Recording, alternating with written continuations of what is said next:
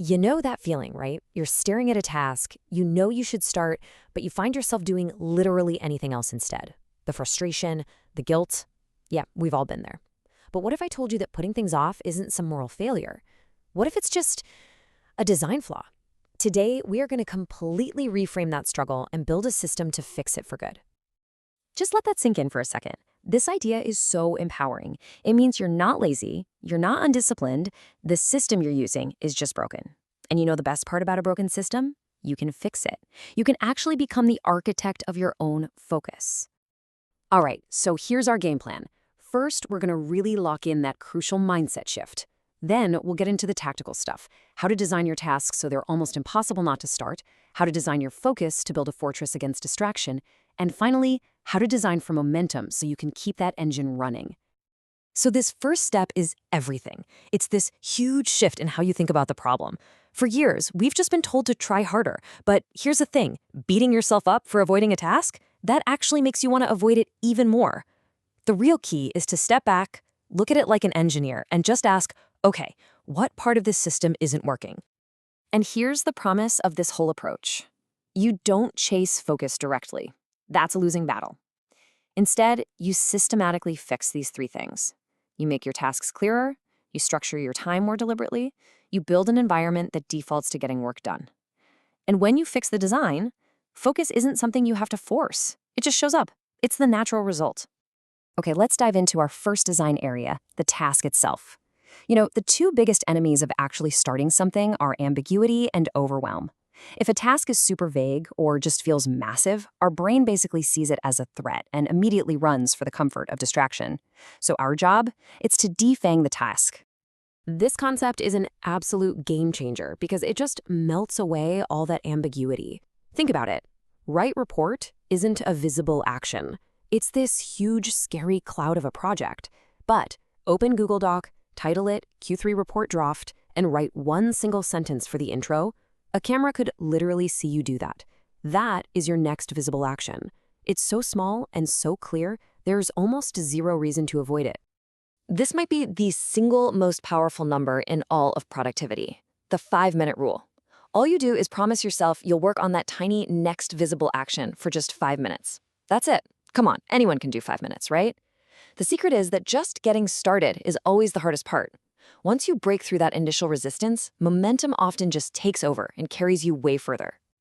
Now, another huge barrier is that perfectionist voice in our head, the one that says everything has to be amazing from the jump, and that's totally paralyzing.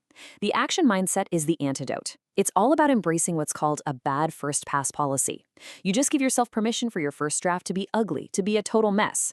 The goal isn't quality on pass one. The goal is just getting something, anything, down on the page. Quality happens later, in the edit. Think of this chart as your quick diagnostic tool for whenever you feel stuck. Is the task vague? Okay, your fix is to write the next visible action. Does it feel way too big? Slice it down into little 15-minute chunks. Are you worried about what people will think? Commit to that ugly first draft. It's a really simple way to pinpoint the design flaw and apply the right fix in seconds. Okay, so you've designed this perfect, easy-to-start task. Awesome. But that's really only half the battle. Now you have to design an environment that actually protects your attention while you do the work. We're talking about building a fortress against the constant, nonstop barrage of digital distractions. And this is your core building block for that fortress, the focus sprint. Instead of trying to grind away for hours and hours, you just time box your effort. You work with this intense, single-minded focus for a short period, say 25 to 50 minutes, and then you take a real break. Get up, walk around.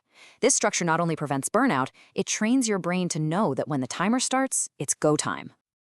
Now, inside that focus sprint, these are the non-negotiable rules. Seriously, these aren't suggestions. They are the absolute requirements for creating a distraction-free zone. The phone in another room is huge. Out of sight, truly out of mind. The one-tab rule is my personal favorite. It completely eliminates the temptation to just quickly check one thing. Your workspace should be as clean and simple as possible. But how do you make sure these focus sprints actually happen? You can't just hope they will. That's where this really powerful, research-backed technique comes in. An implementation intention basically turns a goal from a vague wish, like, oh, I'll work on that project tomorrow, into a concrete event that's actually in your schedule. And here's the super simple template that makes it work. At 9 a.m., in my home office, I will write the ugly first draft of the proposal for 45 minutes. See how specific that is? By pre-committing to the time, the place, and the action, you radically increase the chances you'll actually do it. You've already made the decision before willpower even enters the picture. So we've designed the task, we've designed the focus session, but what about keeping it all going? What happens when you hit a wall or you just feel bored or anxious? This final section is all about designing a system for your energy and your emotions too. This is such a game changer. Instead of just feeling bad and giving up, you become a detective of your own emotions. First, you just label the feeling. Are you anxious? The move is to make the task even smaller. Feeling bored? Add a fun little challenge, like trying to finish a section in 20 minutes. Feeling totally overwhelmed? Get it all out of your head and write the steps down on paper. Every feeling has a corresponding productive move. Please remember this. We always think we need to feel motivated before we can act. It's exactly the other way around. Action is the engine of motivation. Just taking one tiny step creates a little bit of clarity, which makes the next step feel way less scary, which reduces your desire to avoid it. It's this beautiful upward spiral, and it's all powered by action. And at the end of a work session, you close the loop with this incredibly simple review. It literally takes 2 minutes. First, celebrate what you actually got done. Then, identify what got in your way, a distraction, a moment of confusion. And finally, and this is the most critical part, you define the next visible action for your next session. This makes sure you never start a day staring at your computer wondering, oh, what am I supposed to be doing now? So let's put all the pieces together into one simple recipe you can start using today. Before you start, set a clear target, your definition of done, and set up your distraction-free space. During the sprint, you have one job, 0 tab switching. And after, you do that quick 2-minute review to learn and get ready for the next round. This is the whole system in one single, actionable process. You know, this system isn't just a bunch of information. It's a tool. And the only thing that matters now is what you do with it. So don't just close this explainer and move on. Look at your to-do list, find that one thing you've been putting off, and ask yourself this question. What is one tiny, ugly, imperfect step you can take for just 5 minutes right now? Go do it.